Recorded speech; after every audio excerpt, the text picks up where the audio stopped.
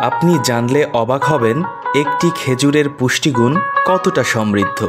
তাই ইফতারে খেজুর দূর করতে পারে আপনার সারা দিনের ক্লান্তি। ইফতারে খেজুর না থাকলে ইফতারির টেবিলে যেন পূর্ণতা আসে না। খেজুর খেতে যেমন সুস্বাদু তেমনি খুবই পুষ্টিকর।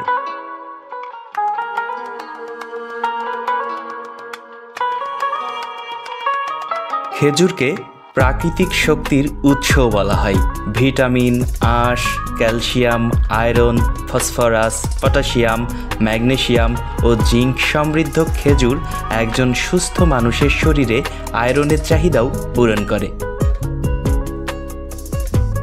ইফতারে খেজুর খাওয়ার অনেক উপকারিতা রয়েছে। খেজুরে প্রচুর প্রাকৃতিক শর্করা থাকে যা দ্রুত শক্তি প্রদান করে এবং ইফতারের পরে শরীরকে তাজা করে তোলে।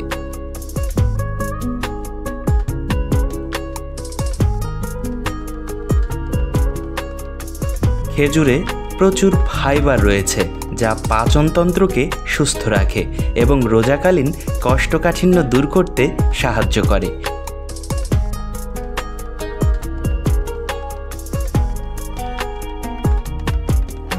খেজুরে ভিটামিন সি এবং ভিটামিন ই থাকে যা শরীরের ক্ষতিকর অ্যান্টিঅক্সিডেন্ট মুক্ত করতে সহায়ক।